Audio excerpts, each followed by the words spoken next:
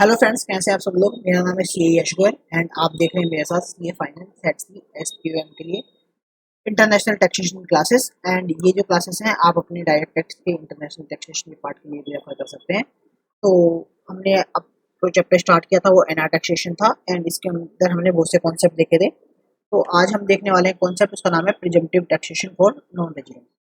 तो देखिए सेक्शन क्या कहता है, पढ़ते हैं। ठीक है, तो ये कहता है section 28 deals with the income chargeable to tax under the head profit and gain of business और प्रोफेशन। तो ये क्या बात कर रहा है कि जो सेक्शन 28 है इनकम टैक्स एक्ट का, वो बात करता है पीजीबीपी इनकम के बारे में। तो certain provisions have been incorporated in the income tax act 1961।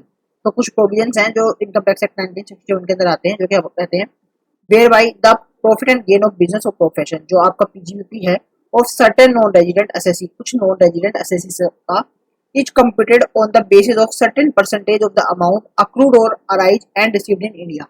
कि जो नॉन रेजिडेंट इंडियन है उनका कुछ ऐसी इनकम है जो अक्रू और अराइज हो रही है इंडिया के अंदर, और उस पर जो टैक्सेशन है वो किसी सर्टेन परसेंटेज पे निकलेगा, ना कि पीजीबीपी के प्रोविजंस पे जो हमने पीजीबीपी के चैप्टर के अंदर पढ़ के आए हैं। ठीक है सर, आ गई ये बात समझ में। तो क्या है ये स्पेशल प्रोविजंस, क्या है स्पेशल इनकम, इसके बारे में हम बात करने वाले हैं। ठीक है, तो चलो देखते हैं क्या है ये हमारी special income.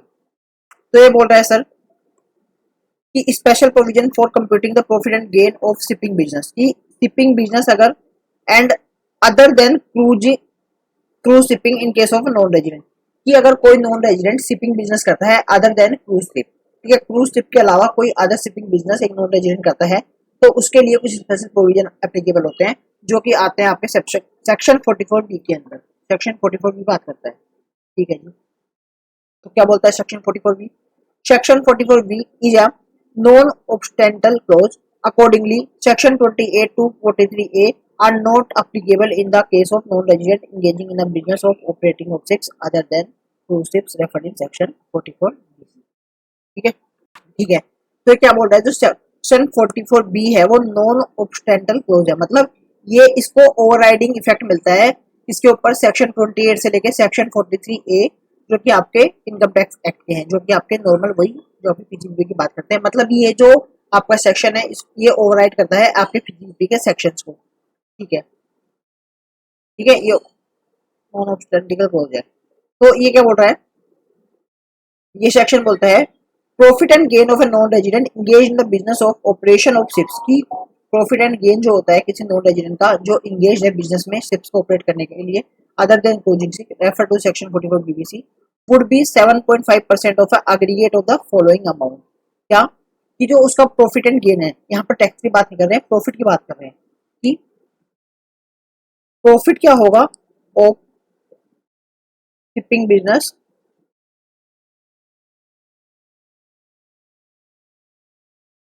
Other than cruise ship,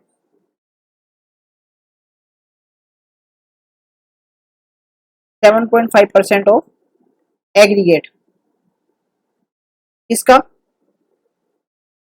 amount paid और पेबल वेयर इन और आउट इंडिया, की कोई भी अमाउंट पे किया गया है या पेबल है इंडिया में या इंडिया के बाहर, टू द असेसी और to any person on his behalf, कि जो हमारा असेसी है उसको कोई भी अमाउंट मिला है या फ्यूचर में मिलने वाला है इंडिया के अंदर या इंडिया के बाहर, असेसी को मिलने वाला है या असेसी के बिहाफ पे किसी और को मिलने वाला है। ठीक है, on account of carriage of passenger, किसके लिए, कि उसने किसी पैसेंजर को एक जगह से दूसरी जगह ट्रांसफर करवाया है, किसी लाइव स्टॉक को एक जगह से दूसरी जगह ट्रांसफर करवाया है, किसी मेल और shipping good shift at a port in India. ठीक है, कि उसने इंडिया के किसी पोर्ट से किसी भी पैसेंजर को लाइव स्टॉक से या मेल गुड्स को इधर से उधर करवाया है। ठीक है, उसके लिए उसको पैसा मिला है। ठीक है, साथ में अमाउंट रिसीव्ड और डीम टू बी रिसीव्ड, किसी को कोई अमाउंट मिला है या फ्यूचर में मिलने वाला है, on behalf of the assessee, या तो उसको मिला है या उसके बिहाफ पे किसी और को मिला है या मिलने वाला है। ठीक है, किस लिए, on account of carriage of passengers livestock mail और goods shipping at any port outside India, India के बाहर किसी भी पोर्ट से। ठीक है, ठीक है, आपने इसको पढ़ लिया। तो सर इसमें डिफरेंस क्या है, तो आप देखेंगे एक वर्ड जो कि मेन डिफरेंस क्रिएट करता है, ये क्या वर्ड है, यहाँ ये बोल रहा है अमाउंट पेड और पेबल, अमाउंट मिला है या मिलने वाला है, वेदर इन और आउट ऑफ इंडिया, इंडिया में या इंडिया के बाहर, टू द असेसी, किसी असेसी को। अमाउंट रिसीव और डीम टू बी रिसीव, मतलब पे की जगह रिसीव हो चुका है या मिलने वाला है। लेकिन इसमें मेन जो डिफरेंस है वो है क्या, टू द असेसी और to any person on behalf of assessee on in और, एक तो मेरा ये पेन सही से काम नहीं कर रहा है, ये लाइन देखिए, इन और आउट ऑफ इंडिया। ठीक है, इसमें इंडिया में या इंडिया के बाहर, लेकिन जो शिपिंग हुई है वो है किसी भी पोर्ट पे इंडिया के। ठीक है, मतलब एसएससी को कोई अमाउंट मिला है, चाहे इंडिया में मिला हो या इंडिया के बाहर मिला हो, लेकिन जो शिपिंग हुई है किसी भी गुड्स की, पैसेंजर की या किसी भी लाइफ स्टॉक की, वो इंडिया के किसी पोर्ट पे हुई है। ठीक है, मतलब बाहर की कंट्री से कोई भी इंडिया के पोर्ट पे सामान आया है या इंडिया के पोर्ट से ट्रांजेक्शन हो रही है और उसके लिए उसको पैसा मिला है। ठीक है, दूसरा अमाउंट रिसीव हुआ है इन द इंडिया, इंडिया के अंदर पैसा मिला है और सामान आया गया हो किसी भी पोर्ट पे आउटसाइड इंडिया। ठीक है, shipped eight any port outside India, मतलब या तो इंडिया में पैसा मिला है या फिर इंडिया में सामान आया है, दोनों में से अगर कुछ भी इंडिया में हो रहा है तो वो इंडिया के अंदर वो इनकम कैलकुलेट हो जाएगी उस केस में। ठीक है सर, अब the amount referred above would include demurrage charges और हैंडलिंग चार्जेस। क्या बोल रहे हैं कि जो अमाउंट ऊपर हमें इंक्लूड हुआ है, क्या, जो कि जिसके हम बात कर रहे थे कि इंडिया में या तो सामान किसी पोर्ट पे किसी भी पैसेंजर को, किसी भी गुड्स को, अगर लाइफ स्टॉक को अगर वो रिसीव हुआ है या किसी इंडिया के बाहर हुआ है लेकिन उसमें लिए अमाउंट रिसीव हुआ है, तो जो अमाउंट है इसमें केवल उसकी जो बेसिक फेयर है वो ही इंक्लूड नहीं, उसके साथ साथ आपका डीमेरिज चार्जेस और हैंडलिंग चार्जेस भी इंक्लूड होते हैं। तो ये यही जो लाइन है, ये केस आया था सीआईटी वर्सेस जापान लाइंस का, उसके तहत ये बात इंक्लूड करी गई है। क्या, the amount paid or payable or the amount received or deemed to be received will also include the amount paid or payable or received or deemed to be received by way of demurrage charges or handling charges or any amount of similar nature। कोई और भी amount similar nature का वो अगर include है तो वो भी इंक्लूड कर दिया जाएगा। ये बात CIT versus Japan lines case में ये बात करता है। ठीक है, जजमेंट आया था। The 7.5% of the gross amount mentioned above would be liable to tax and no deduction would be allowable for expenditure।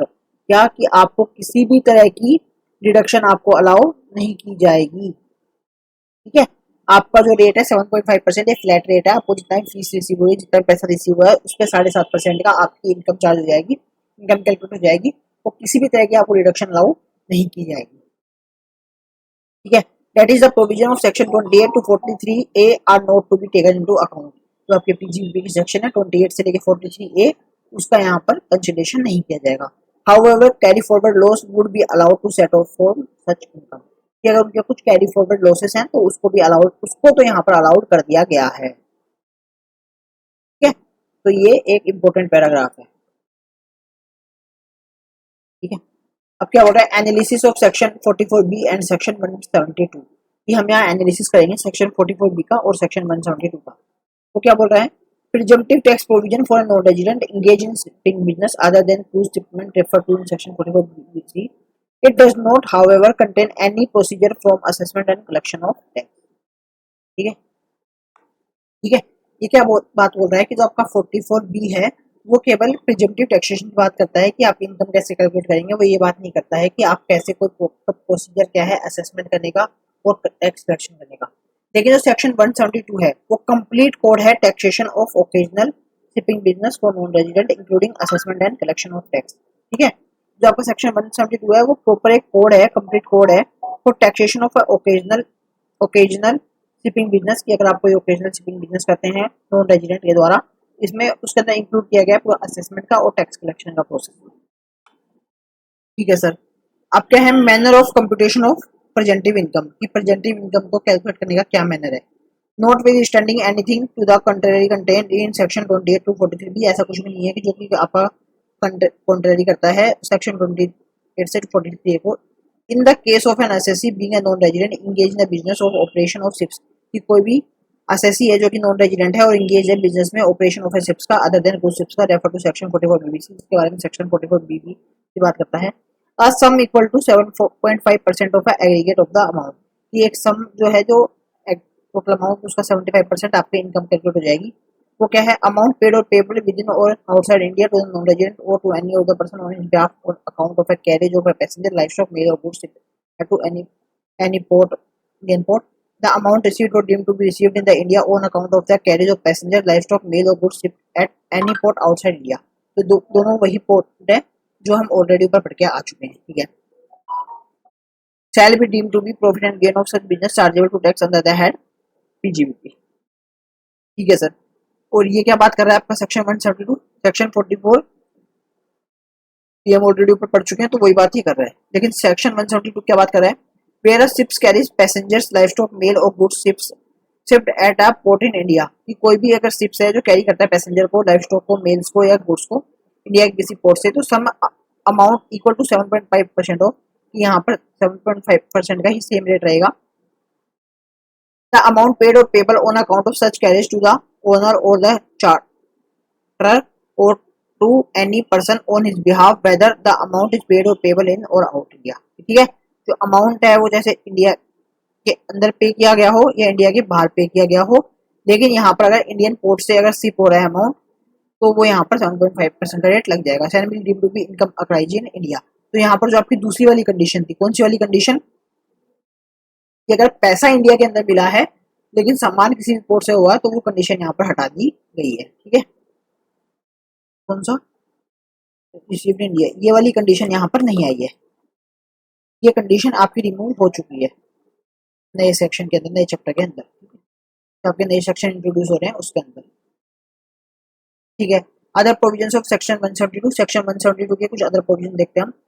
Furnish है return of the amount paid to the owner, कि आपको एक रिटर्न पे furnish करनी पड़ेगी. Section 172 subsection 3 imposition obligation on the master of the ships to prepare and furnish an assessment officer and return of a full amount paid or payable to the owner or charterer or any person on his behalf. कि आपको assessment officer को, assessing officer को एक return of income furnish करनी पड़ेगी.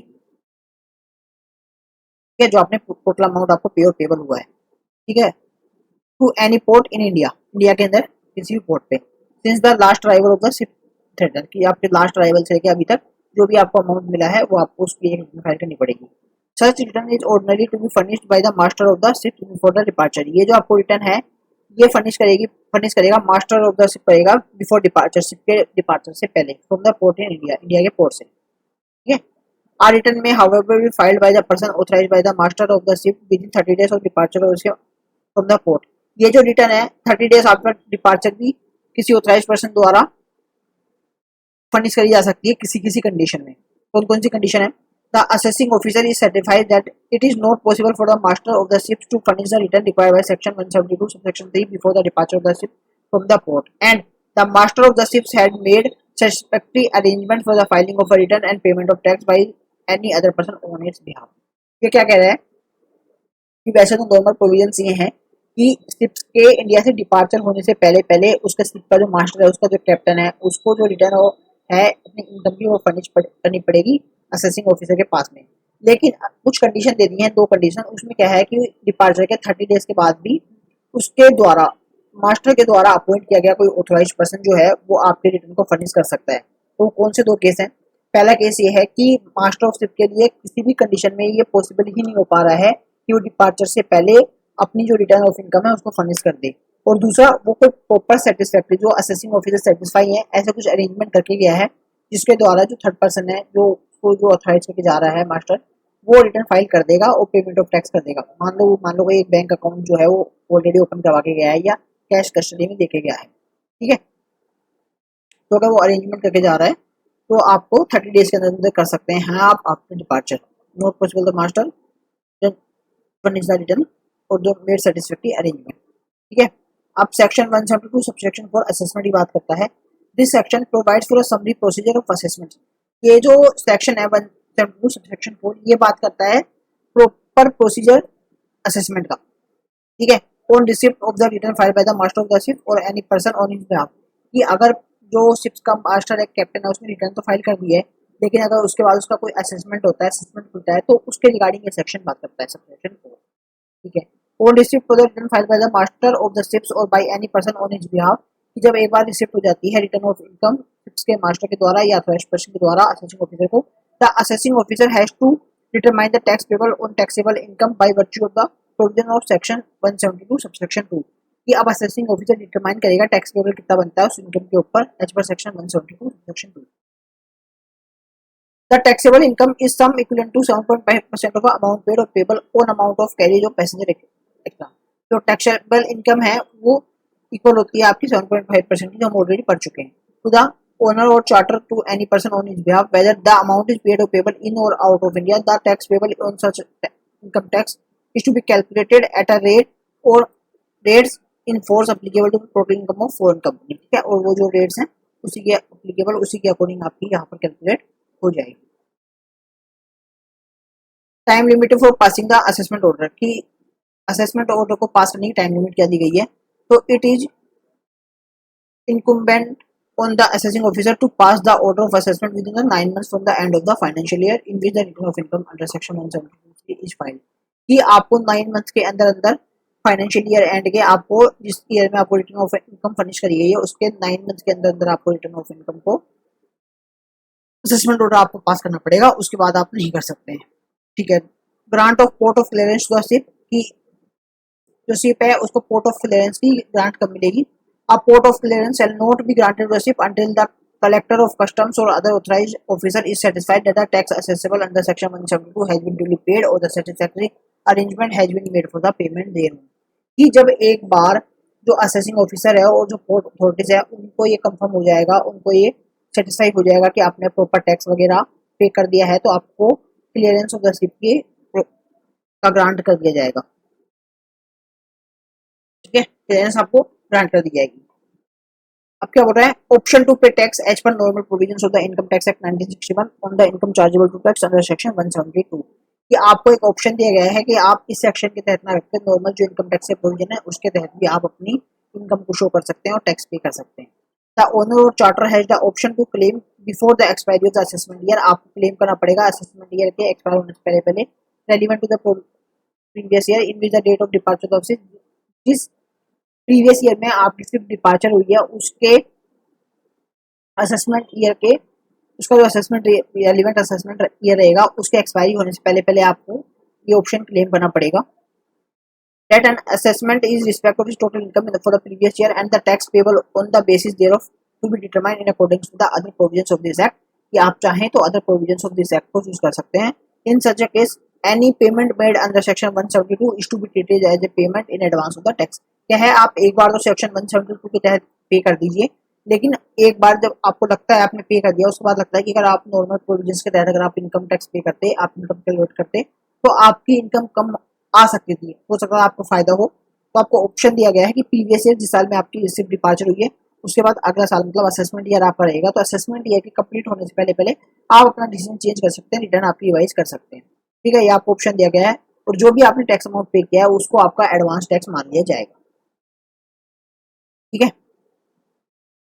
A sum chargeable to tax under this section shall include any amount payable by way of demerger charges or handling charges or any amount similar nature। ये बात करता है जो ये जो सम जो चार्जेबल जो टैक्स होगा, जो अमाउंट होगा उसके अंदर डीमर्जर चार्जेस और हैंडलिंग चार्जेस भी include. Section 172 vice versa section 44B क्या बोल रहा है? In case the assessee is covered under section 172, अगर एसएससी कवर होता है सेक्शन 172 के अंदर 7.5% of the amount paid or payable on account of a carriage of passenger livestock mail or goods to the owner or the charterer or to any person on his behalf is deemed to be income and tax is levied on such income at a rate applicable to foreign company that is 35% plus surcharge। ये क्या बोल रहा है? ऊपर जो 7.5% जो दिया गया था ये केवल आपका इनकम कैलकुलेट करने का तरीका था। मतलब आपको क्या है, आपने जैसे कि आपकी शिप है, आप उसका फेयर लेते हैं यूएसए टू इंडिया, मान लीजिए 50,000 का। ठीक है, तो इसमें ये फेयर है, इसमें आपके कुछ खर्चे भी हो सकते हैं, सब कुछ हो सकता है, आपका फ्यूल है, सब कुछ है। तो आपका जो फाइनल इनकम बनेगी वो बनेगी एट द रेट 7.5%, जो कि हो गई आपकी 7500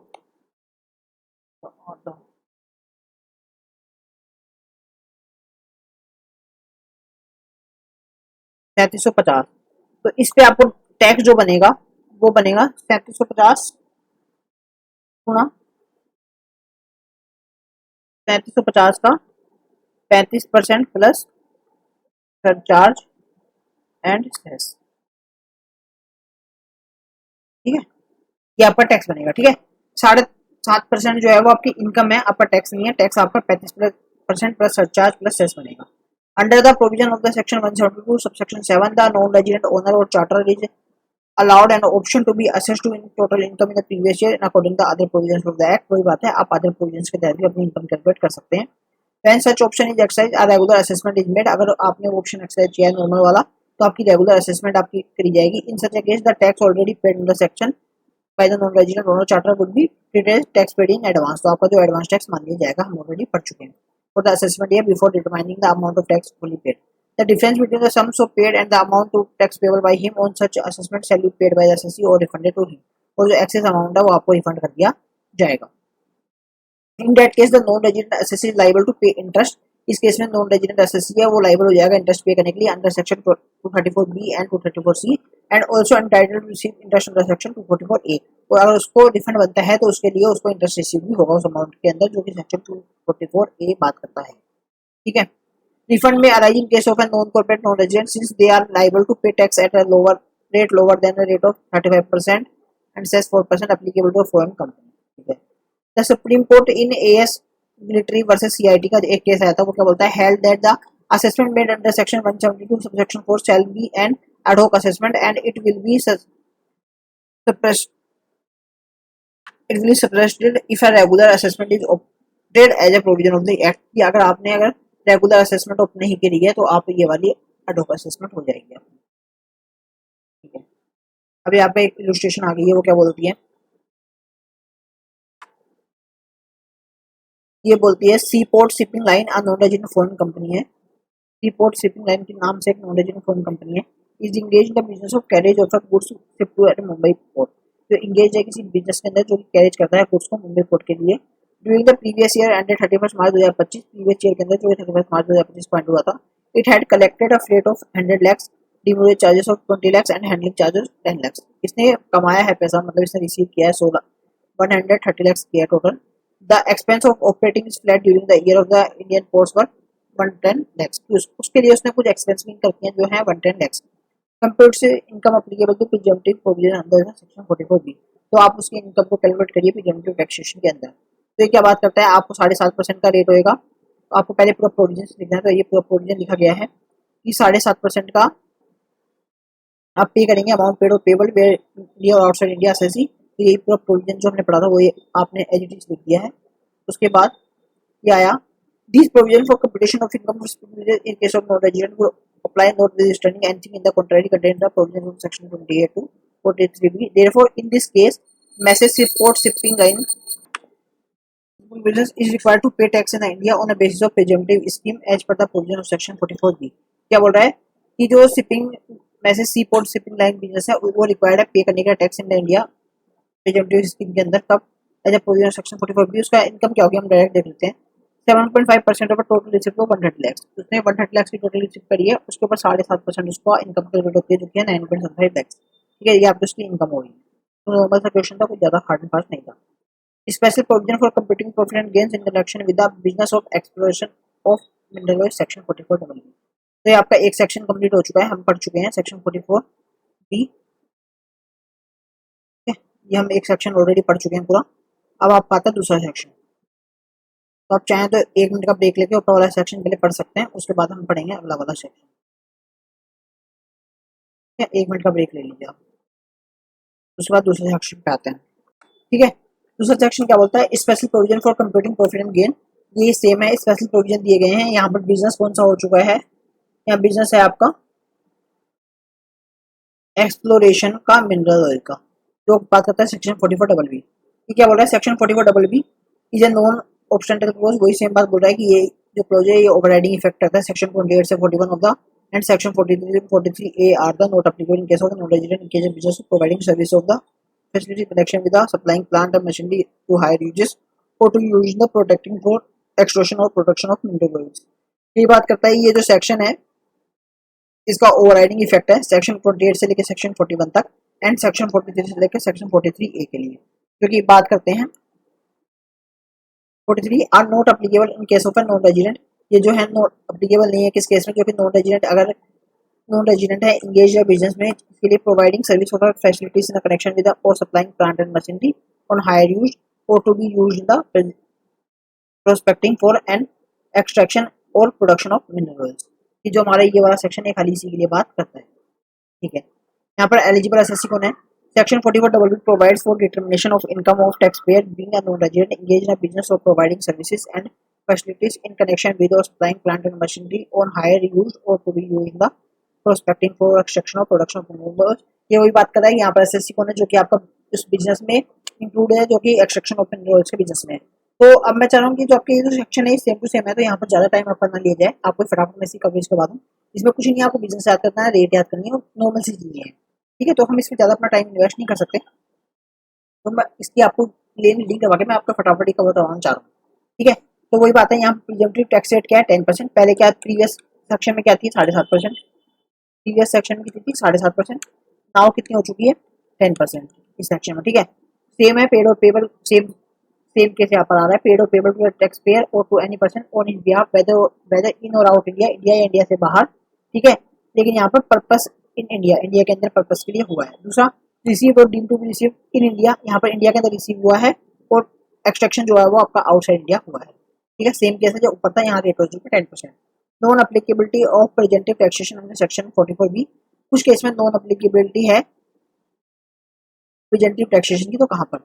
The provision of section 44B shall not apply to any income to which the provision of section 42 or section 44DA or 115A apply for the purpose of calculation of PGBP other income, ठीक है। कुछ ऐसे case हैं जहाँ पर नीचे बात करें section 42, section 44DA and 115A, उस केस में क्या होगा? आपका प्रीजम्पटिव टैक्सेशन 44B भी एप्लीकेबल नहीं होगा।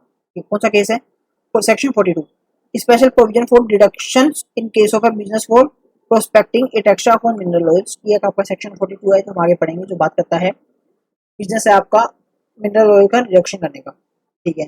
सेक्शन 44DA जो बात करता है special provision for computing income by way of royalty extra in case of non resident, अगर नॉन रेजिडेंट को किसी भी तरह की रॉयल्टी मिल रही है तो उस केस में 44B भी एप्लीकेबल नहीं होगा, सेक्शन 44D एप्लीकेबल हो जाएगा। सेक्शन 115A जो बात करता है tax on royalty and fees for technical service in case of non resident, कि नॉन रेजिडेंट के को अगर कोई भी रॉयल्टी और फीस फॉर टेक्निकल सर्विस मिल रही है तो उस केस में जो हम ऑलरेडी पढ़ के आ चुके हैं। यहाँ पर वही है कि आपको ऑप्शन मिलेगा, आप लोअर प्रॉफिट भी क्लेम कर सकते हैं। इफ एसएससी में claim lower income then the presumptive tax 10%, he keeps to maintain books of accounts in the section 44AA subsection 2 and gets them audited and furnish a report of such audit under section 44AB। क्या बात कर रहा है कि अगर आप चाहते हैं कि आप बोल नहीं सर 10% का प्रॉफिट तो बहुत ज्यादा है, हमारा एक्चुअल प्रॉफिट तो बहुत कम हो रहा है, तो कहा ठीक है, आपका एक्चुअल प्रॉफिट कम हो रहा है, तो हम आपको एक ऑप्शन दे रहे हैं कि आप 10% से कम की आप इनकम शो कर सकते हैं। अगर आपको 10% से कम इनकम हो रही है तो आप उसमें शो कर सकते हैं, लेकिन उस केस में क्या होगा? आपको अपनी बुक्स ऑफ अकाउंट मेंटेन करनी पड़ेगी, उसका प्रॉपर ऑडिट करवाना पड़ेगा और अपनी इनकम को फंड्स करना पड़ेगा असेसिंग ऑफिसर के सामने, ठीक है। अब no set off unobserved depreciation and profit losses, कि आपको अगर आप 10% की इनकम क्लेम कर रहे हैं तो आपको अनऑब्जर्व्ड डेप्रिसिएशन का और अपने प्रोफिट लॉसेस का सेट ऑफ आपको अलाउड नहीं किया जाएगा, ठीक है। Where SSC declares profit and gain of business at the rate 10%, अगर SSC profit and gain declare कर रहा है 10% फॉर एनी प्रीवियस ईयर, किसी प्रीवियस ईयर में in accordance with the presumptive provisions के अंदर under section no set off unabsorbed depreciation and profit loss would be allowed to the SSC for such previous year. आपको किसी previous year के लिए अनअब्जॉर्ब्ड depreciation and profit loss का benefit applicable नहीं किया जाएगा। मीनिंग ऑफ सर्टेन टर्म्स, कुछ certain terms की मीनिंग यहाँ समझते हैं। Plant include ships, aircraft, vehicle, drilling units, scientific apparatus and equipment used for purpose of said business। इस सेक्शन के अंदर प्लांट का मतलब क्या है? आपका शिप्स आते हैं, एयरक्राफ्ट आते हैं, व्हीकल्स आते हैं, ड्रिलिंग मशीन्स आती हैं, आपके साइंटिफिक इक्विपमेंट्स वगैरह सब कुछ यहाँ पर यूज हो जाते हैं।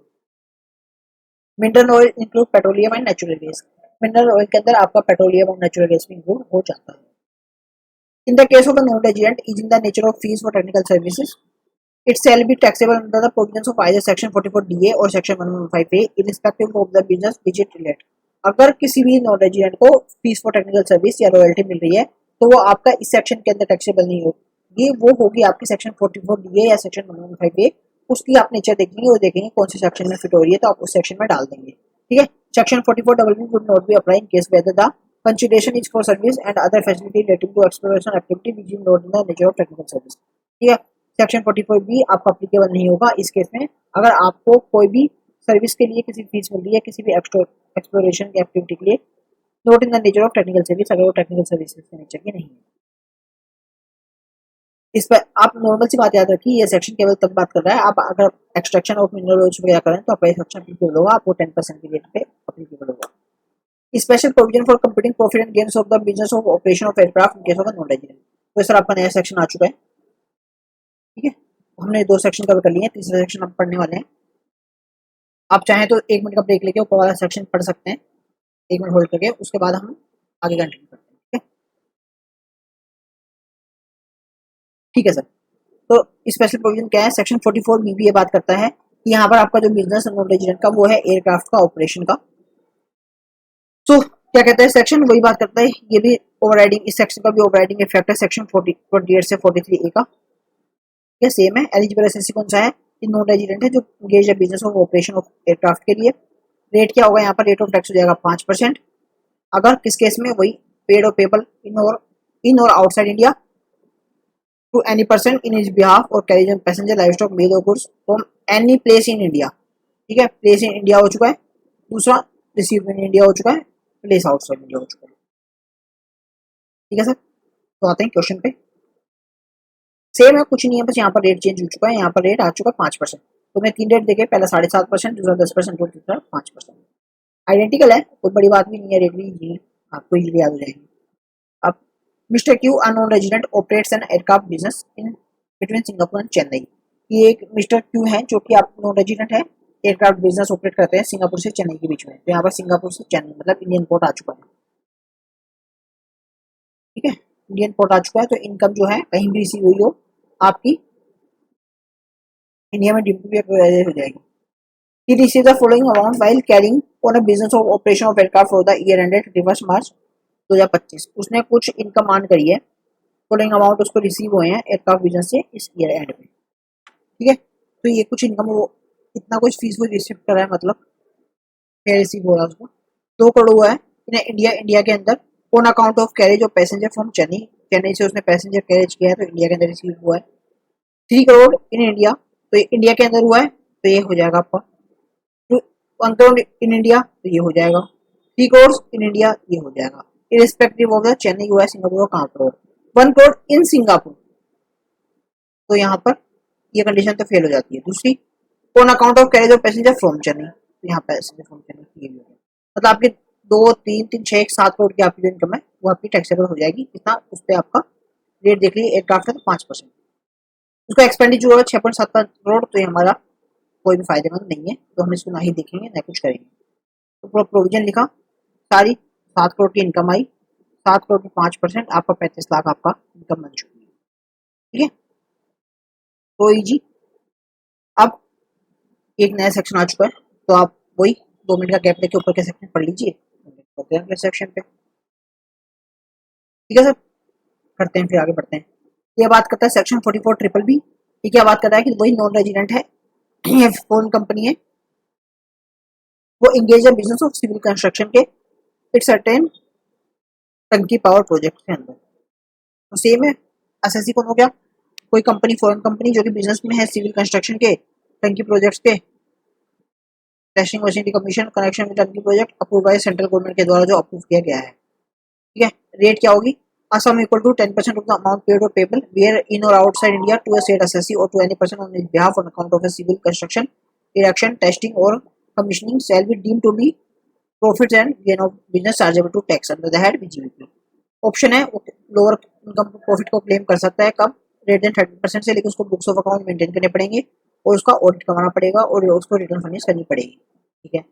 सेट ऑफ अनअब्जॉर्ब डेप्रिसिएशन और पोर्टफोलियो उसको अलाउड नहीं किया जाएगा। अगर वो 10% की इनकम अगर क्लेम कर रहा है तो no set off the unabsorb depreciation and portfolio losses, आपको कोई भी set off depreciation and portfolio loss allowed नहीं किया जाएगा।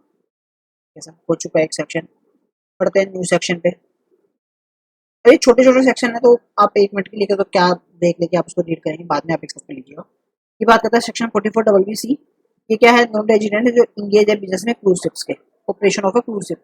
वहां पर हमने ऊपर जो सेक्शन पढ़ा था वो अदर देन क्रूज शिप्स का था, जहाँ पर आपका 7.5% का रेट लग रहा था, ठीक है।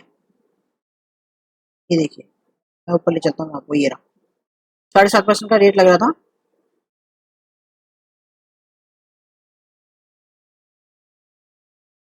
हाँ जी, पढ़ा, सबसे लंबा सेक्शन यही था जो हमने पढ़ा था। इसके बाद तो छोटे छोटे थे। ये देखिए यहाँ पर अदर देन क्रूसिव्स रेफरेंस सेक्शन 44 बीबीसी वो बात कर रहा था, तो हम आ चुके हैं सेक्शन 44 बीबीसी। अब क्या है, क्रूसिव्स हैं, क्रूसिव्स वाले मतलब एक लग्जरी फील हो जाता है, तो यहाँ रेट ऑफ टैक्स भी ज्यादा है, तो यहाँ पर रेट ऑफ टैक्स हो चुका है आपका 20%।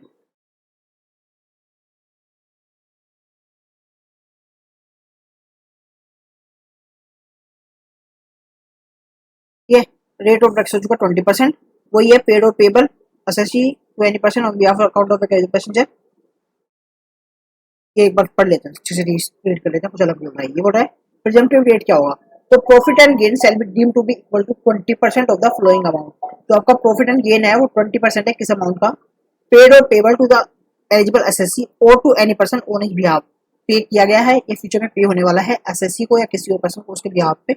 रिसीव और डीम टू बी रिसीव हो चुका है या फ्यूचर में रिसीव होने वाला है by on behalf of the assessee on account of carriage of passenger. ठीक है, या तो उसने पे किया है या रिसीव हुआ है,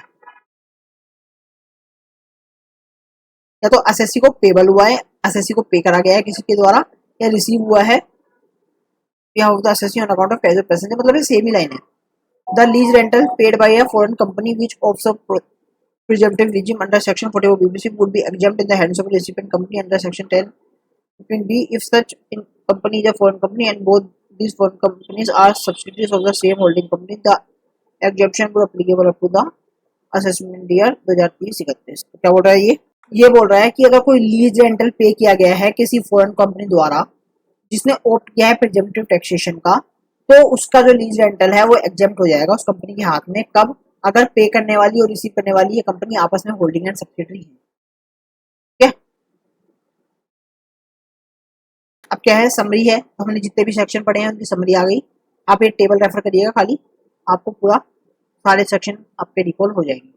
कोई चीजें जो ऊपर से पढ़ के आ रहे हैं, shipping business, operation of aircraft business, इसमें कौन सा बिजनेस है आपका, एक्सट्रैक्शन ऑफ मिनरल ऑयल्स है, ये टर्की प्रोजेक्ट्स हो गया, ये क्रूज शिप्स का हो गया। ठीक है, यहाँ पर ये सारे नॉन रेजिडेंट्स है और यहाँ पर केवल फॉरेन कंपनी का आता है, मतलब टंकी जो प्रोजेक्ट्स का केस है ये इसमें फॉरेन कंपनी आती है, नॉन रेजिडेंट नहीं आता। ठीक है, यहाँ पर प्रेजेंट टैक्स के सारे रेट आ गए और जो अमाउंट पे किस अमाउंट पे आपका पे होगा। ठीक है, और लोअर प्रॉफिट का कहाँ ऑप्शन किस किस सेक्शन में दिया गया है तो मुझे। ठीक है सर, आप क्या बोल रहे हैं, deduction in respect of head office expense in case of no resident section 44C, कि आपको सेक्शन 44C के तहत डिडक्शन अलाउड होगा कि नहीं होगा हेड ऑफिस एक्सपेंसेस का। ठीक है, ठीक है सर, तो आज की क्लास में ये वाला सेक्शन, ये वाली और हम एक बार पढ़ लेते हैं, उसके बाद अगला प्रोविजन आएगा मैट का, तो वो हम कवर करेंगे अगली क्लास में। तो ये क्या बोल रहा है, ये बोल रहा है इन case of a non resident head office expenditure is allowed in accordance with the provision of section 44C। Section 44C के तहत आपको हेड ऑफिस एक्सपेंडिचर का डिडक्शन अलाउड कर दिया जाएगा। The section is non obstacle provisions and anything content contain section 28 to 43A। ये आपका यही है, ये सेक्शन है, ये ओवरराइड करता है सारे रूल्स को सेक्शन 28 से 43A को। क्या बोलता है, reduction in respect of head office expense is restricted to least of the following, कि आपके जो हेड ऑफिस के एक्सपेंस है उसका आपको रिडक्शन मिलेगा, लेकिन वो कुछ सर्टेन टर्म्स तक रिस्ट्रिक्ट हो जाएगा। ऐसा नहीं है आपने जितना भी हेड ऑफिस का जितना भी एक्सपेंस हुआ है सारा आप रिडक्शन क्लेम कर सकते हैं, नहीं सर आप पूरा नहीं कर सकते, आप कुछ सर्टेन अमाउंट ही कर सकते हैं। तो क्या है, amount equal to 5% of adjusted total income or the case of 5% of the adjusted average total income, कि आप केवल 5% adjusted total income का ही एक्सपेंस क्लेम कर सकते हैं, या फिर अगर आपके केस में लॉस हुआ है तो आप 5% क्लेम कर सकते हैं एवरेज adjusted total income का, या the amount of so much of expenditure in the nature of head office expense incurred by the assessee is attributed to the business or profession in India, या फिर जो कि amount आपने actual में spend किया या तो 5% या उससे भी लेस। ठीक है, तो एडजस्टेड टोटल इनकम क्या होती है देख लेते हैं। एडजस्टेड टोटल इनकम क्या होती है, total income computing in according to the provisions of the act without giving effect to the following, कि आप टोटल इनकम कैलकुलेट करेंगे इस एक्ट के तहत, लेकिन उसमें आप कुछ ऐसी चीजें हैं जिसका इफेक्ट नहीं देंगे। तो क्या है, allowance under section, under this section, की इस सेक्शन के अंदर जितने भी आपको अलाउंस दिए गए हैं आप उसका इफेक्ट नहीं लेंगे। Unabsorbed depreciation allowed under section 32 subsection 2, आप अनअब्जॉर्ब्ड डेप्रिसिएशन का बेनिफिट नहीं लेंगे। Expenditure incurred by a company for the purpose of promoting family planning amount it's employees under first provision section 36(1) कि अगर कंपनी कुछ एक्सपेंडिचर कर रही है फैमिली प्रमोटिंग फैमिली प्लानिंग के लिए तो आप उसका डिडक्शन भी अलाउड नहीं करेंगे, उसको भी इफेक्ट में नहीं लेंगे। Business losses brought forward under section 72, आपका कोई ब्रॉट फॉरवर्ड लॉस है तो आप उसका भी इम्पैक्ट नहीं लेंगे। Speculation loss brought forward under section 73 subsection 2, आपका कुछ सेक्शन 73 सबसेक्शन 2 के तहत स्पेकुलेशन लॉस हुआ है तो ब्रॉट फॉरवर्ड होता हुआ आ रहा है तो आप उसका भी फायदा नहीं उठाएंगे। Loss under the head capital gains under section 74 subsection 1, आपको अगर कैपिटल गेन्स के अंदर कोई भी लॉस हुआ है तो आप उसका भी इम्पैक्ट नहीं लेंगे। Loss from certain specified source brought forward under section 73 subsection 4, अगर आपका कुछ स्पेसिफाइड सोर्सेज से अगर आपको लॉस हुआ है जो कि सेक्शन 74 ए सबसेक्शन की बात करता है और चैप्टर 6 से की डिडक्शन, ठीक है, आप इतनी चीजों का इम्पैक्ट नहीं लेंगे देन ही आप तो जो आपका जो टोटल इनकम बनेगी तो वो होगी। तो इसके लिए हम आगे एक क्वेश्चन देखेंगे उसके हिसाब से इसको कैलकुलेट करेंगे। लेकिन ये लाइन है आपको याद रखनी पड़ेगी। नॉर्मल सी चीज है, अनऑब्जर्व्ड डेप्रिसिएशन नहीं होगा, स्पेकुलेटिव बिजनेस का आपको लॉस अलाउड नहीं होगा, ठीक है, आपको कोई भी नॉर्मल लॉसेस से अलाउड नहीं होगा, फैमिली प्लानिंग आपको अलाउड नहीं होगी, ठीक है, आपको नॉर्मल 6 की डिडक्शन नहीं होगी और कैपिटल गेन। तो देखिए नॉर्मल चीजें हैं कुछ, तो क्या क्या नॉर्मल है, ठीक है। अनऑब्जर्व्ड डेप्रिसिएशन मोस्टली जगह पर ये आती है बात, अनऑब्जर्व्ड डेप्रिसिएशन आपको मोस्टली अलाउड नहीं होता है, ठीक है। ब्रॉट फॉरवर्ड लॉसेस आपको मोस्टली जगह अलाउड नहीं होते हैं, ठीक है। चैप्टर 6 से की डिडक्शन आपको अलाउड नहीं होती है, ठीक है। अब कुछ नई चीज आ गई, फैमिली प्लानिंग, तो ये तो वैसे ही फैमिली प्लानिंग तो जैसी है तो ये आपको याद रह जाएगा, ठीक है। फैमिली प्लानिंग आप देखेंगे आपको याद आ जाएगा। स्पेक्यूलेट लॉस ब्रॉट फॉरवर्ड, तो सर स्पेकुलेशन का लॉस तो वैसे भी कभी अलाउड नहीं किया जाता, आप जानते हैं, जुआ सट्टे का लॉस तो आपको वैसे भी अलाउड नहीं किया जाता, तो ये भी यहाँ पर नहीं होगा। Loss under the head capital gains, तो एक ही चीज आपको यहाँ ध्यान रखनी पड़ेगी, कैपिटल गेन्स का भी लॉस आपको एडजस्ट करना अलाउड नहीं करा जाएगा। मतलब टोटल इनकम आपकी बढ़ जाएगी ना, जैसे मान लीजिए आपकी टोटल इनकम थी मान लीजिए 1 लाख की और आपको 50 लाख का 50,000 का आपका हो रहा है कैपिटल गेन्स का लॉस, कैपिटल लॉस हो रहा है, तो आप एडजस्ट करके 50 लाख की आपकी इनकम दिखाएंगे 50,000 की, लेकिन यहाँ पर आपको 1 लाख का आपको बेनिफिट मिलेगा। तो ये आपके लिए एक तरह से बेनिफिशियल ही हो रहा है, आपके लिए नुकसानदायक नहीं। जितनी आपकी एडजस्टेड टोटल इनकम आएगी ज्यादा, उतना आपको उसका 5% करने का आपको फायदा मिलेगा। तो ये एसएससी के लिए फायदेमंद ही है, ठीक है। अब क्या बोल रहे हैं, एवरेज एडजस्टेड टोटल इनकम क्या होती है? The total income of SSC accessible for each of the 3 assessment year immediately preceding the relevant assessment year, 1/3 of the aggregate amount or the adjusted total income in respect of a previous year relevant to the aforesaid 3 assessment year is average total income। ये क्या बोल रहा है, जो total income of the assessee, SSC ने जितनी total income कमाई है जो कि एसेस हो रखी है each of the 3 assessment year immediately preceding, मतलब 3 असेसमेंट ईयर लगातार जो कि इमीडिएटली प्रीसीडिंग है, मतलब तुरंत पहले वाले, preceding to the relevant assessment year, मतलब जो जिस असेसमेंट ईयर में हम फिलहाल अगर आपकी कंपटीशन कर रहे हैं, मान लीजिए हम असेसमेंट ईयर इसमें कर रहे हैं 25-26 में कर रहे हैं, ठीक है, तो उसके इमीडिएटली प्रीसीडिंग मतलब 24-25, 23-24 और 22-23, ठीक है, इमीडिएटली प्रीसीडिंग, ठीक है। 1/3 of the aggregate amount of adjusted total income, मान लीजिए इसमें 100 था, इसमें 80 था, इसमें 120 था, तो इसका 300 आया, इसका 1/3 मतलब 100। समझ में आ गया?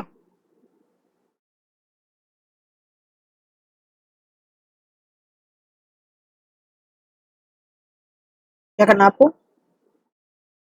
1/3 of the aggregate amount of the total income is respect of previous years, ठीक है। अब क्या बोल रहा है, when the total income of the assessee in a affordable only for the 2 of the aforesaid 3 assessment year, कि हो सकता है इस साल में आपका कोई भी बिजनेस नहीं था, नो बिजनेस, तो आप इन 2 सालों का ले लेंगे। तो क्या बोल रहा है, 2 years 1/2 of the aggregate amount of the adjusted total income in respect of previous year, तो आप इन दोनों का 1/2 मतलब 180 का 1/2 यानी कि 90 आपकी इनकम हो जाएगी, ठीक है। where the total income of assessing accessible only for the one of the aforesaid 3 assessment year, हो सकता है आपका इन दोनों सालों में बिजनेस नहीं था, आपको केवल इस साल में बिजनेस था, तो 100 के 100 है, आप पूरी की पूरी उठा के इनकम ले लेंगे। The amount adjusted total income in respect of previous year relevant to the assessment of the year, मतलब ये पिछले 3 सालों का आपको एवरेज करना है, अगर पिछले 3 साल में से किसी साल की आपकी इनकम ली तो उसको हटा के जो बच गए उसका आपको एवरेज मानना है, सीधी सी बात है। Head office expense exclusive and general administration expenditure incur by the SSC outside India, कि कुछ एक्सक्लूसिव एक्सपेंस है जो कि एसएससी इंकर कर रहा है आउटसाइड इंडिया, इंक्लूडिंग एक्सपेंडिचर इंकर रिस्पेक्ट ऑफ, इसके अंदर कुछ एक्सपेंस है जो कि इंकर आते हैं कौन से, rent, rates, tax, repairs, insurance of any premise outside India. हो सकता है आपका इंडिया के बाहर कोई भी बिजनेस प्रीमाइस है, उसका आपको रेंट दे रहे हैं, आप उसका टैक्स दे रहे हैं, वहाँ का रिपेयर का खर्चा, इंश्योरेंस का खर्चा है, तो आप वो पे कर रहे हैं। Salary, wage, annuity, pension, fees, bonus, commission, gratuity, packages और profit in lieu of or in addition to salary, whether paid or allowed to any employee or any other person employed in or managing the affairs of any office outside India। कि आपने India के बाहर कोई भी एक office ले रखा है, उसके लिए आपने स्टाफ रखा हुआ है, तो उसकी आप सैलरी दे रहे हैं, वेजेस दे रहे हैं, पैकेजेस दे रहे हैं, फीस दे रहे हैं, बोनस दे रहे हैं, कमीशन दे रहे हैं, आप किसी भी तरह का उसको पेमेंट दे रहे हैं, तो वो भी आपका हेड ऑफिस एक्सपेंस में आ जाएगा। Travelling by the any employ or any other person employed in or managing the affairs of any office outside India. India के बाहर जो अपने ऑफिस है, उसके लिए आपके जो एम्प्लॉयज रखे हैं, उनका ट्रैवलिंग का कुछ खर्चा है। Such other matters connected with exclusive and general administration as में प्रिस्क्राइब, और कुछ अदर जनरल आपके एडमिनिस्ट्रेशन के खर्चे हैं, तो वो भी यहाँ पर इंक्लूड हो जाते हैं। ठीक है, एक मिनट दीजिएगा मुझे बस। ठीक है, अभी क्या बोल रहा है, deduction of A head office expenditure in case of a non resident while computing PGBP, क्योंकि लोअर होगा तो वही बात कर रहे हैं, आपको लोअर अमाउंट मिलेगा, या तो 5% ऑफ टोटल रजिस्टर्ड इनकम, या amount of head office expense incurred by the non resident related to the business of profession. या तो आपको 5% ऑफ द टोटल इनकम का, रजिस्टर्ड टोटल इनकम का, या जो एक्चुअल एक्सपेंडिचर अमाउंट है उसका जो लोअर आपको मिल जाएगा। ठीक है, ये वही है, हम ऊपर पढ़ के आ चुके हैं, सारी वही चीजें आ रही है।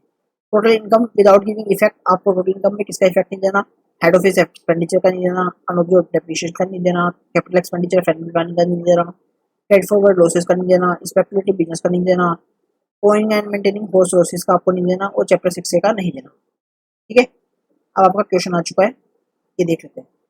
The net result of a business carried out on branch of a foreign company in India for the year ended 31 March 2025 was loss of 100 lakhs after charging the head office expenditure of 200 lakh. क्या आपका net loss है of 100 lakhs after charging office expense 200 lakh. तो अगर आप इसका effect नहीं लेते तो आपका एक्चुअल प्रॉफिट आता 100 lakhs का। ठीक है, explain the reason of the income to declare by branch international का असेसमेंट दिया, तो आपका एक्चुअल प्रॉफिट ये आता, तो आपको इस एक्चुअल प्रॉफिट पे आपको 5% का, या फिर एक्चुअल का आपको लोअर का आपको फायदा मिलता, तो 5% एडजस्टेड टोटल इनकम का बात करते हैं। सेक्शन क्या बात कर रहा है, सॉल्यूशन क्या बोल रहा है, section 44C restrict the allowability of head office expense to extent of a lower of an amount equal to 5% of adjusted total income या amount actually incurred at the business of the assessee in India. कि आपको केवल head office expenditure 5% ही allowed होगा। इसका हम देख लेते हैं। For the purpose of computing the adjusted total income the head office expense of 200 lakh chargeable to profit and loss amount have to add it back. पहले आप 200 लाख को एडिट बैक करना पड़ेगा, 200 को एडिट किया, 100 लाख आ गया, तो ऊपर पड़ा था। अब आपको अलाउ कितना होगा head office expense lower of 5 lakh mean 5% of 100 lakh, जो 100 लाख का आपका आ गया, इसका 5% या 200 लाख, तो आपको 5 लाख आपका अलाउड होगा, तो आपको 95 लाख की इनकम को डिक्लेयर करना पड़ेगा। ठीक है सर, तो आपका नया सेक्शन आ चुका है, new section for new class, तो ये देखने वाले हैं हम कल की क्लास में। ठीक है, तो आप आज की क्लास को रिवाइज करिएगा एंड आई होप आपको मेरे लेक्चर्स पसंद आ रहे हैं, तो प्लीज़ वीडियो को लाइक एंड शेयर करिएगा और चैनल को सब्सक्राइब करिएगा, तो अपने फ्रेंड्स को भी रिकमेंड करिएगा मेरा चैनल। ठीक है, thank you, bye bye, tata, तो आज की क्लास के लिए।